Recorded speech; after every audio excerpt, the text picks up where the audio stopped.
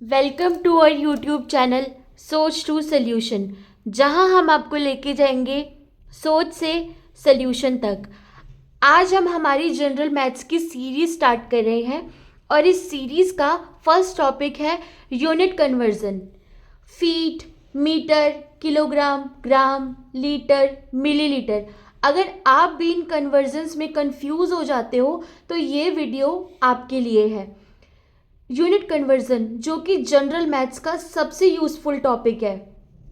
ये टॉपिक घर, shopping, travel, construction, cooking हर जगह काम आता है। तो चलिए हम इस टॉपिक को स्टार्ट करते हैं।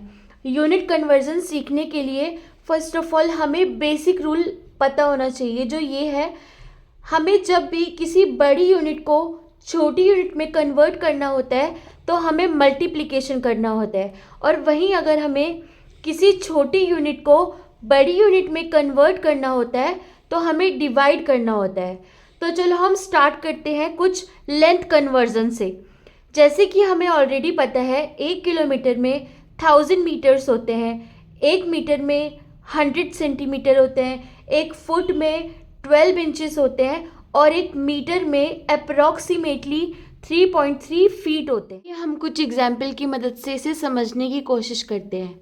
हमें दिया है 25 किलोमीटर में कितने मीटर होते हैं।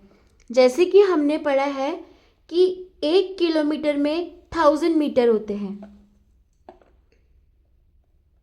1 kilometre is equals to 1000 metre.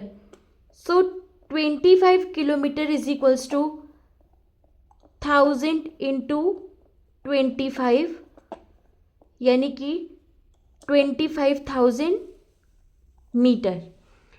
और जैसे कि मैं आपको पहले भी बता चुकी थी, जब भी हमें बड़ी यूनिट को छोटी यूनिट में कन्वर्ट करना होता है तो हम मल्टीप्लिकेशन का यूज़ करते हैं। अब हमारा दूसरा एग्जाम्पल देखते हैं। ये एग्जाम्पल कहता है 1200 सेंटीमीटर में कितने मीटर होते हैं। हमें ये मालूम है कि 1 मीटर में 100 सेंटीमीटर होते हैं। तो अगर हमें 1200 सेंटीमीटर को मीटर में कन्वर्ट करना है, हम इसे 100 से डिवाइड कर देंगे। 0 से 0 कट हो जाएगी तो हमारे पास बचेगा 12 मीटर। पढ़ते हैं वेट कन्वर्जन के बारे में। As we all know that 1 kg में 1000 ग्राम्स होते हैं। कुछ एग्जाम्पल सेट करके देखते हैं। हमें एग्जाम्पल में फाइंड करना है कि 500 ग्राम्स में कितने kg होते हैं। हमें पता है कि 1 kg is equals to 1000 gram. So 500 grams is equals to how much kg। मैंने आपको पहले भी बेसिक रूल में समझाया था, जब भी हमें किसी छोटी यूनिट को बड़ी यूनिट में कन्वर्ट करना होता है तो हम डिवाइड करते हैं। और ग्राम एक छोटी यूनिट है, केजी एक बड़ी यूनिट है, इसलिए ग्राम को केजी में कन्वर्ट करने के लिए हमें डिवाइड करना होगा। तो हम लिख सकते हैं 500 grams is equals to 500 upon 1000 kg। आगे जब हम इसे सॉल्व करेंगे तो 0 से 0 कट हो जाएगा और हमें आंसर मिलेगा 0.5 kg। 1500 grams is equals to 0.5 kg। अब हमारा सेकंड एग्जाम्पल है 2.5 kg में कितने ग्राम्स होते हैं। फिर से हम हमारा फॉर्मूला रिपीट करते हैं। 1 kg में 1000 ग्राम्स होते हैं, तो 2.5 kg में 2.5 इंटू 1000 ग्राम होंगे, यानी कि हमारा आंसर आएगा 2500 ग्राम। नेक्स्ट कन्वर्जन हम पढ़ते हैं लिक्विड कन्वर्जन। हमें पता है 1 litre is equals to 1000 ml। ml means millilitre. इसे भी कुछ एग्जाम्पल की मदद से सॉल्व करने की कोशिश करते हैं। हमें फाइंड आउट करना है कि 250 ml में कितने लीटर होते हैं। जैसे कि हमने सीखा 1 litre is equals to 1000 ml। So 250 ml में कितने लीटर होंगे? एक बार फिर से मैं आपको बेसिक रूल याद करवा देती हूँ। जब भी हमें छोटी यूनिट को बड़ी यूनिट में कन्वर्ट करना होता है तो हमें डिवाइड करना होता है। यहाँ पर ml छोटी यूनिट है और लीटर बड़ी यूनिट है, तो इसके लिए हम डिवाइड करेंगे। यानी कि 250 ml is equals to 250 upon 1000 litre, यानी कि 0.25 लीटर।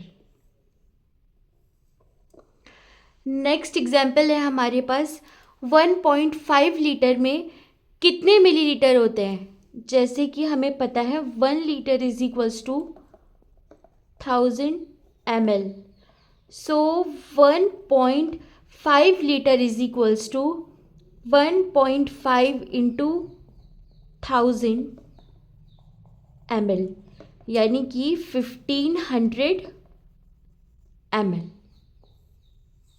पढ़ते हैं कुछ स्पीड कन्वर्जन के बारे में।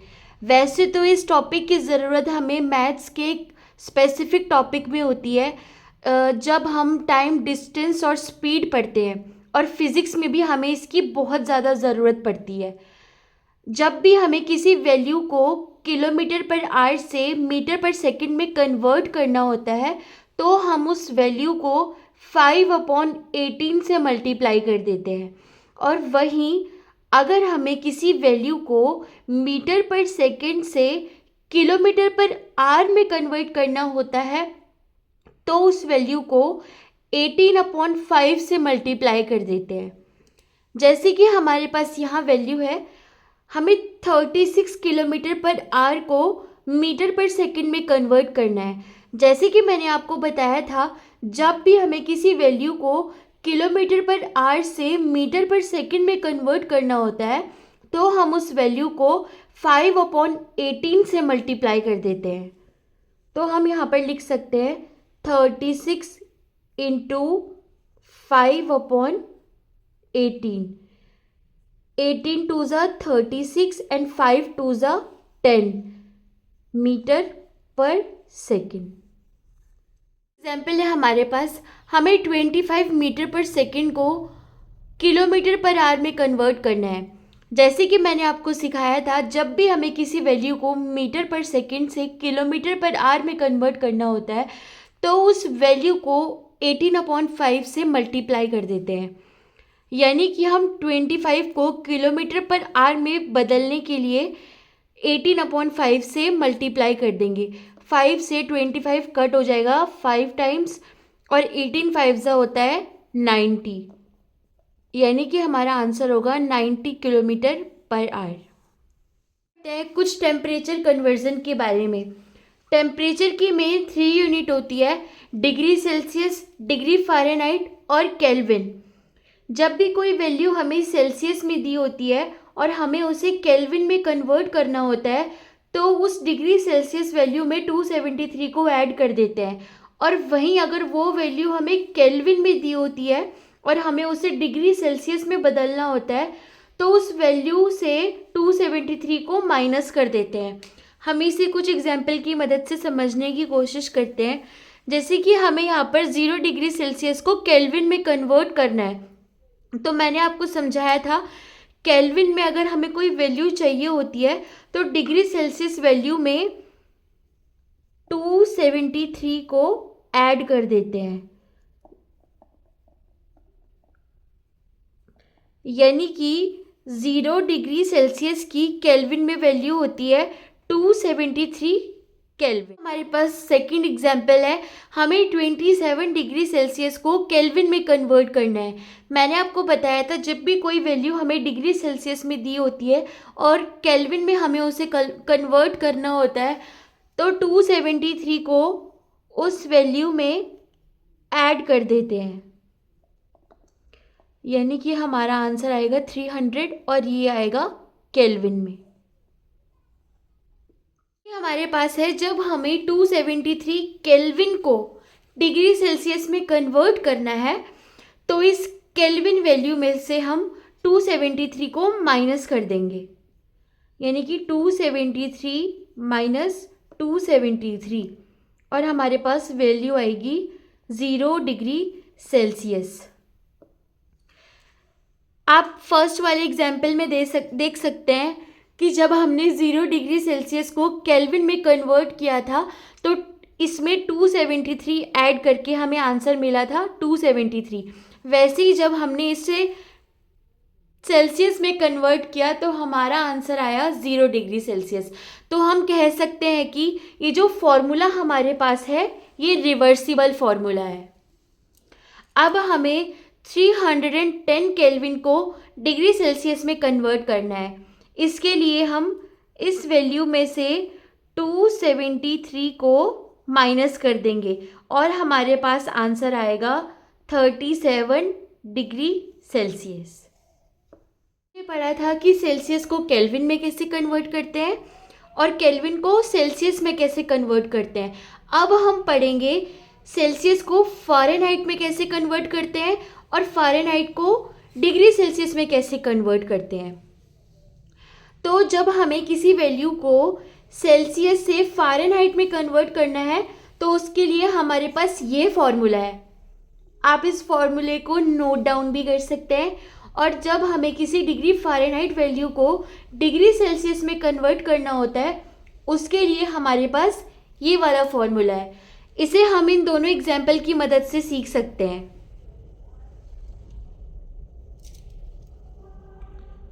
जैसे कि हमें 0 डिग्री सेल्सियस को फ़ारेनहाइट में कन्वर्ट करना है, इसके लिए हम इस पहले वाले फॉर्मूले का इस्तेमाल करेंगे, यानी कि degree Fahrenheit is equals to 0 into 9/5 plus 32।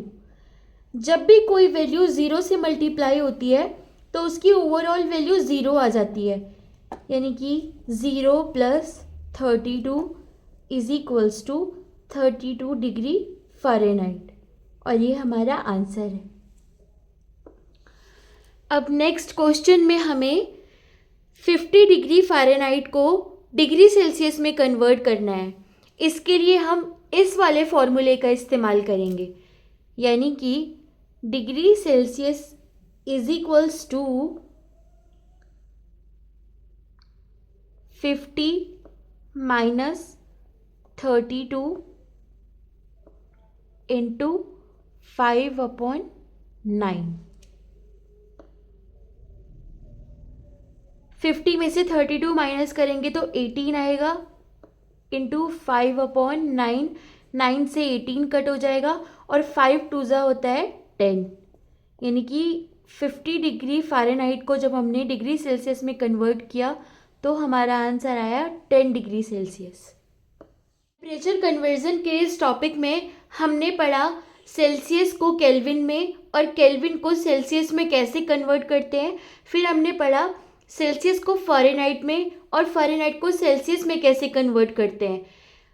क्या हो जब हमें किसी फ़ारेनहाइट वैल्यू को केल्विन में कन्वर्ट करना हो, उसके लिए हमारे पास 2 स्टेप होते हैं। सबसे पहले हमें उस फ़ारेनहाइट वैल्यू को डिग्री सेल्सियस में कन्वर्ट करना होगा, जिसका फॉर्मूला ये है। फिर उस डिग्री सेल्सियस वैल्यू को हम केल्विन में आसानी से कन्वर्ट कर सकते हैं इस वाले फॉर्मूले का इस्तेमाल करके। जैसे कि हमारे पास एग्जाम्पल है 68 डिग्री फ़ारेनहाइट, इसे हमें केल्विन में कन्वर्ट करना है। तो सबसे पहले हम इस फ़ारेनहाइट वैल्यू को डिग्री सेल्सियस में कन्वर्ट कर लेंगे, और किसी डिग्री सेल्सियस को फ़ारेनहाइट वैल्यू में कन्वर्ट करने के लिए हम ये सेकंड वाले एग्जाम्पल का यूज़ करेंगे, यानी कि डिग्री फ़ारेनहाइट की जगह पे हमारा 68 आ जाएगा। 68 माइनस 32 इंटू 5/9। 68 माइनस 32 होता है 36 इंटू 5/9। 9 से 36 को कट करेंगे तो 4 आएगा, और 4 5 होता है 20, यानी कि हमारे पास डिग्री सेल्सियस में वैल्यू मिल गई है। अब इस डिग्री सेल्सियस को हमें केल्विन में कन्वर्ट करना होगा, जिसके लिए हम ये फर्स्ट वाला फॉर्मूला यूज़ करेंगे। यानी कि किसी सेल्सियस वैल्यू को केल्विन में कन्वर्ट करने के लिए उस सेल्सियस वैल्यू में 273 को ऐड कर देते हैं। यानी कि 20 डिग्री सेल्सियस में हम 273 को ऐड कर देंगे तो हमारा आंसर आएगा 293 केल्विन। हमने इस फ़ारेनहाइट वैल्यू को केल्विन में कन्वर्ट कर दिया है। उसके लिए मैं आपको एक रिकैप दे देती हूँ। पहले इस फ़ारेनहाइट वैल्यू को हमें डिग्री सेल्सियस में कन्वर्ट करना होगा। फ़ारेनहाइट को डिग्री सेल्सियस में कन्वर्ट करने के लिए हमारे पास ये सेकंड फार्मूला है, और जब हमारे पास वैल्यू डिग्री सेल्सियस में आ जाती है तो इसे केल्विन में कन्वर्ट करने के लिए, जैसे कि हमें पता है, हम इसमें 273 को ऐड कर देंगे और हमारी वैल्यू आ जाएगी। ऐसी ही और नॉलेजेबल वीडियोस देखने के लिए हमारे चैनल सोच टू सॉल्यूशन को सब्सक्राइब कीजिए।